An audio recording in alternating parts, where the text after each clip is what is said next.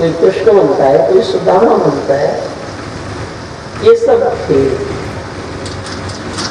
पर खेल ज्यादा समय का।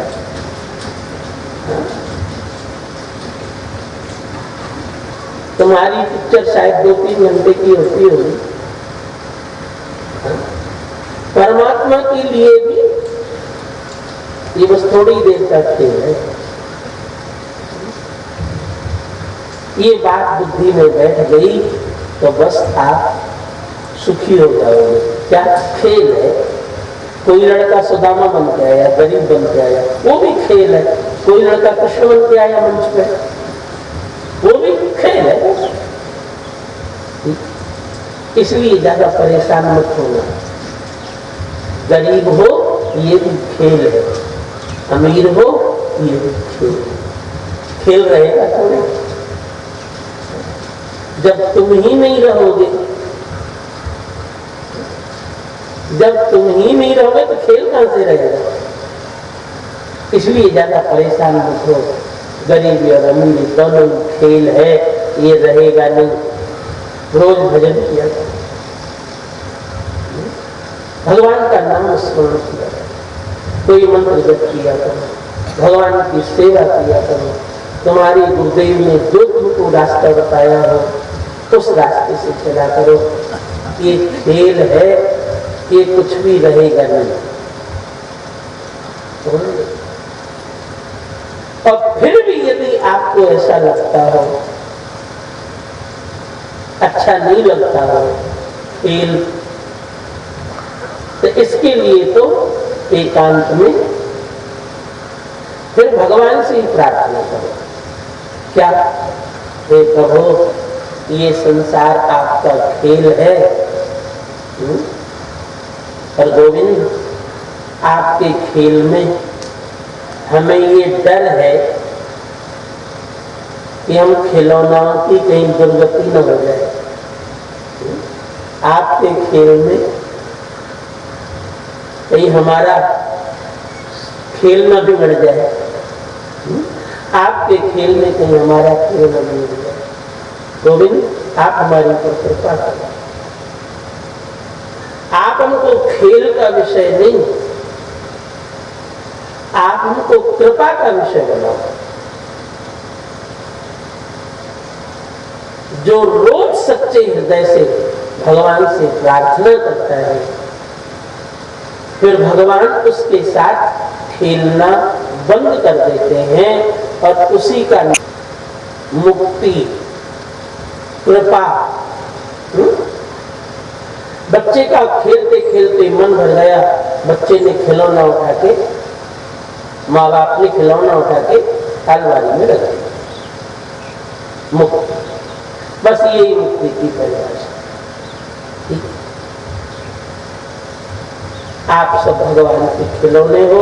अच्छा न लगे तो भगवान से प्रार्थना करो कि प्रभु आप मेरे साथ खेल मत करो, मेरे साथ कृपा का विषय बनाओ, नहीं तो मेरी दुर्दशा हो जाए। सुखदेव जी कहते हैं, राजन, भगवान का खेल कैसे शुरू होता है बताऊं? नारायण की नाभि से कमल निकला, कमल में ब्रह्मा जी का जन्म हुआ। आप सोच रहे होंगे कोई आश्चर्य की बात महाराज बता रहे, नाभि से कमल निकला, कमल में ब्रह्मा का जन्म हुआ। अरे ब्रह्मा का ये जन्म नहीं, आपका जन्म कैसे हुआ आप बताओ? सबका जन्म नाभि से ही होता है। जब बच्चे का जन्म होता है तो माँ की नाभि से जुड़ा रहता है। सबका जन्म नाभि से ही होता है। फिर नालक छेदन होता है तो बच्चा अलग होता है। और कैसे आश्चर्य की बात, क्या कमल की डंडी को नाल कहते हैं, और माँ से जो बच्चा जुड़ा रहता है उसको भी नाली कहते हैं। नालक छेदन, नालक छेदन। और नाभि को कमल कहा गया है अष्टांगी योग में। इसीलिए ब्रह्मा का ये जन्म नहीं, आप सबका भी जन्म ऐसे ही होता है। कोई हम आश्चर्य की बात नहीं बताएगा। नारायण की नाभि से कमल निकला, कमल में ब्रह्मा जी का जन्म हुआ। ब्रह्मा जी ने चारों ओर देखा, उनके 4 मुख हो गए। क्या समझे आप? घर का जो भी आदमी होता है प्रधान आदमी, उसके 4 मुख ही होते हैं। यहाँ क्या हो रहा है वो भी ध्यान रखना है, वहां क्या हो रहा है वो भी ध्यान रखना है। तभी घर चलता है, तभी दुकान चलती है, तभी खेती होती है। 4 मुख होंगे तभी खेती, वहां पानी देना है उस खेत में, उस खेत में गुड़ाई भी करना है, भाई वहां मजदूर भी लगाना है, वहां कटाई करना है, तभी तो खेती होगी। नहीं कैसे होगी? जो भी प्रधान होता है उसके 4 मुख होते ही हैं, तभी घर चलता है, नहीं तो चले गई। ब्रह्मा जी के 4 मुख हो गए। ब्रह्मा जी ने भगवान की प्रार्थना की, नारायण की, प्रभु आपने मुझे किस लिए भेजा? भगवान बोले मैं खेल बढ़ाना चाहता हूं, खिलौने, तुम भी सृष्टि करो। ब्रह्मा जी सृष्टि करते। ब्रह्मा जी ने 4 बालकों को जन्म दिया मन से। क्या? सनक, सनंदन, सनातन, सनत कुमार। आपकी भाषा में बोलो, पहले बच्चे का जन्म होता है, जन्म के बाद मन, बुद्धि, चित्त और अहंकार, 4 चीजों का जन्म होता है।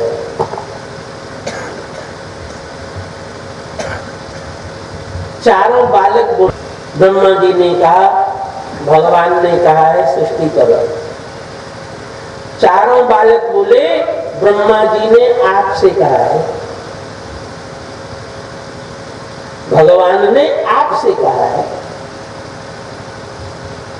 आप सृष्टि करो, हम तो भगवान का भजन करेंगे। मनुष्य शरीर मिला है, फिर न मालूम मिलेगा कि नहीं मिलेगा, क्या पता है।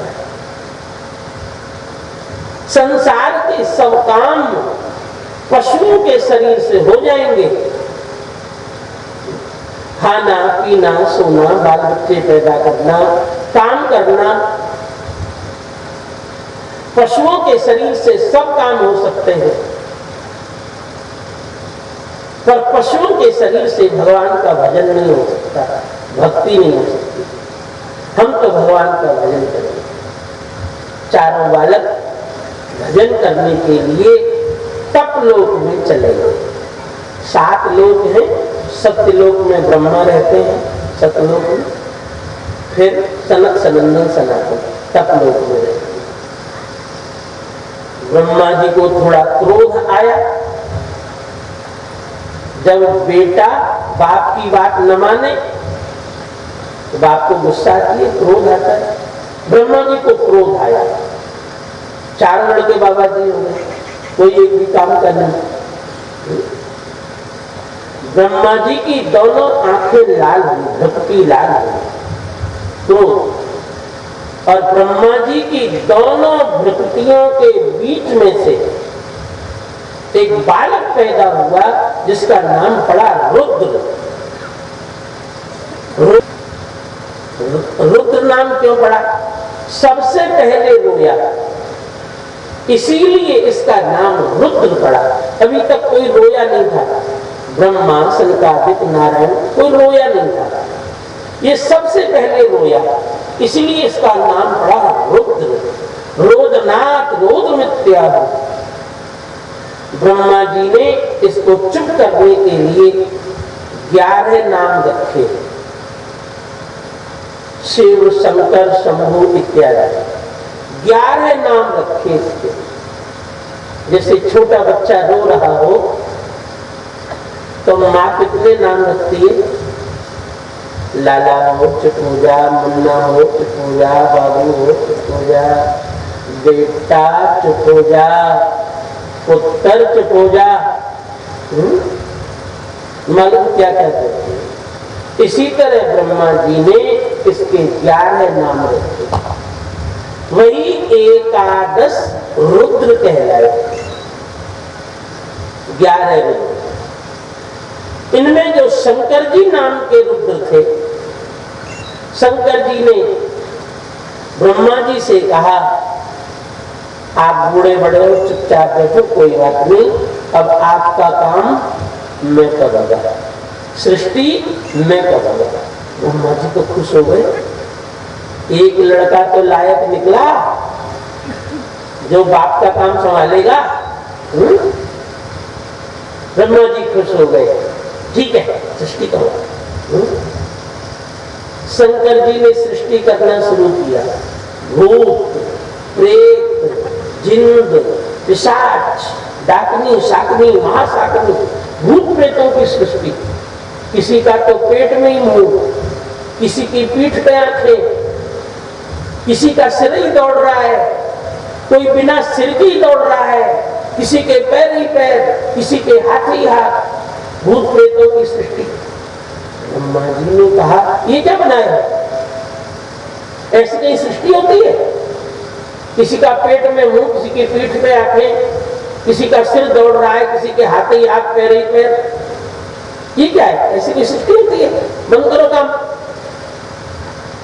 और सुखदेव जी कहते, राजन शंकर जी तो यही चाहते थे,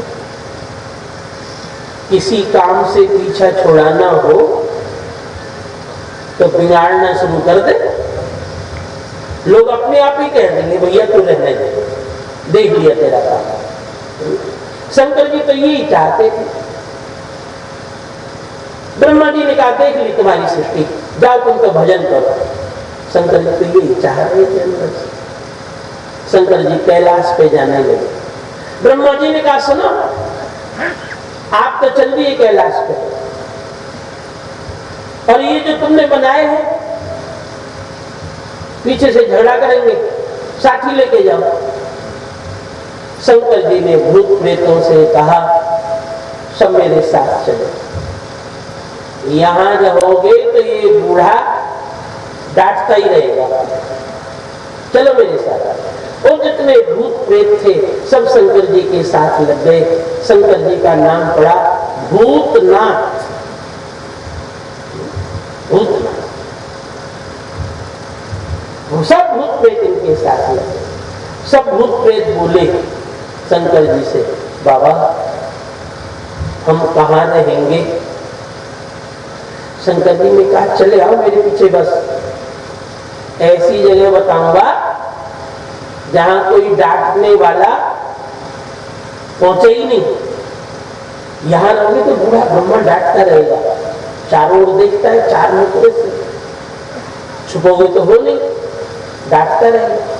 ऐसी जगह बताऊंगा कोई डांटने वाला पहुंचे ही नहीं।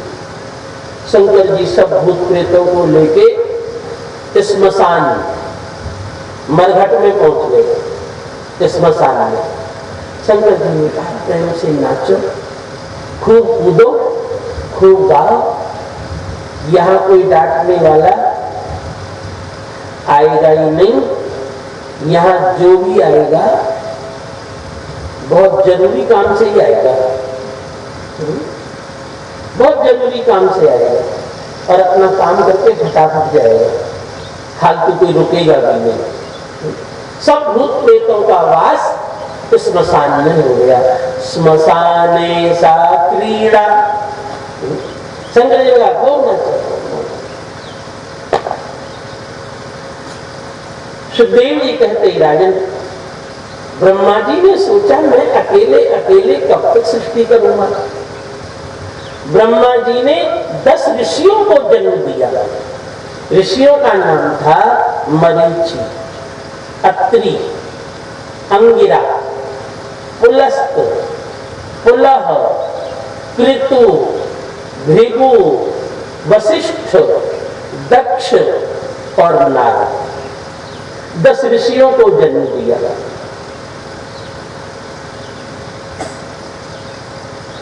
ब्रह्मा जी ने सोचा कोई दूसरा तरीका भी सृष्टि करने का है।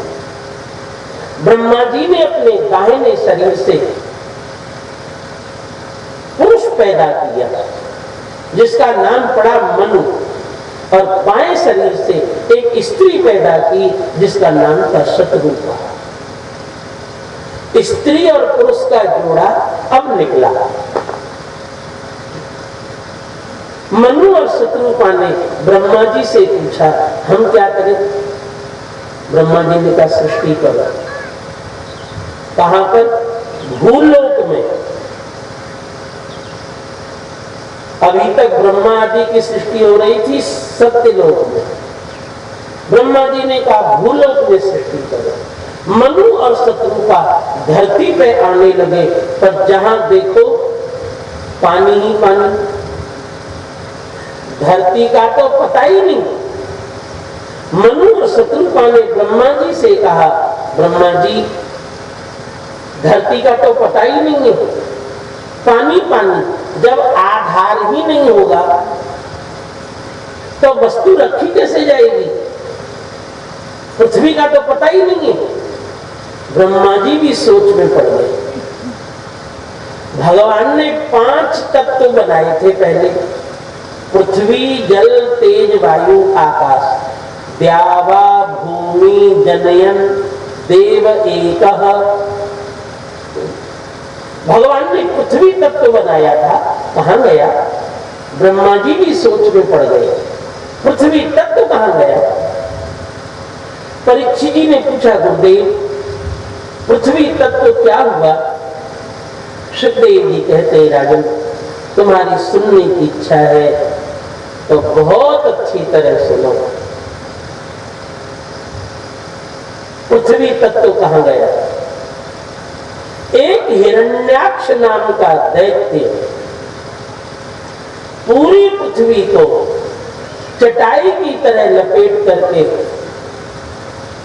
और पाताल में चला गया। परीक्षित ने कहा गुरुदेव झूठ तो बोली जाए पर ऐसी झूठ नहीं जो चल भी न पाए। आपने कहा हिरण्याक्ष नाम का दैत्य पूरी पृथ्वी को चटाई की तरह लपेट करके और पाताल में चला गया। गुरुदेव सबसे पहली बात ये हिरण्याक्ष दैत्य आ कहां से गया? अभी तो सृष्टि का प्रारंभ ही था, आपने तो बताया नहीं बीच में। ये हिरण्याक्ष दैत्य आ कहां से गया? और दूसरी बात पृथ्वी कोई इतनी छोटी मोटी है क्या कि कोई भी लपेट के चल दे? सुखदेव जी ने कहा राजन तुम कलयुग में पैदा हुए हो, तुम कलयुग में पैदा हुए हो और मैं कथा कह रहा हूं सृष्टि के प्रारंभ की।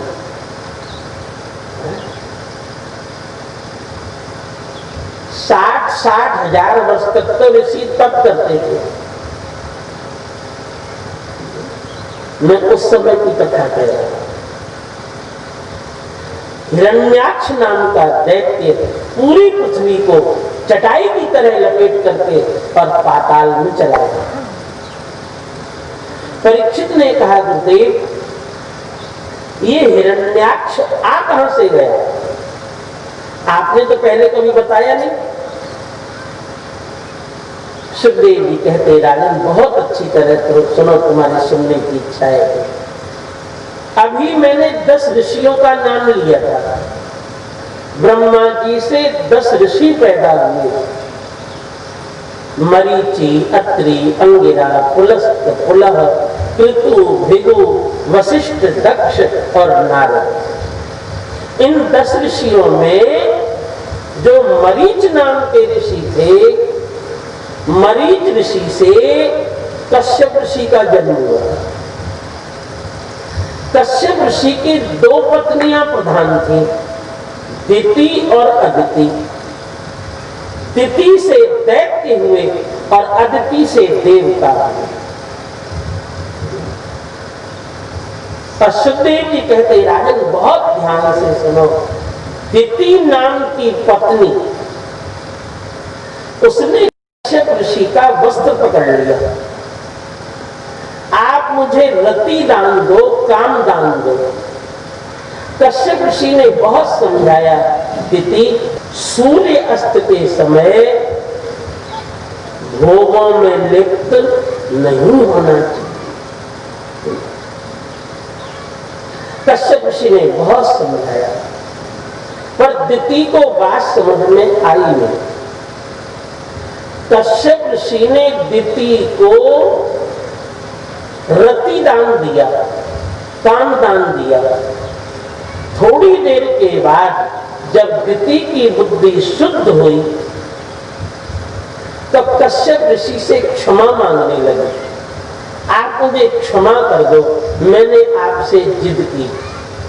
कश्यप ऋषि ने कहा, दिति मैं तो क्षमा कर दूंगा, पर तुमने दो अपराध किए हैं। एक तो सूर्य नारायण का अपराध, सूर्य नारायण तो अस्त हो रहे और तुम भोगों में लिप्त।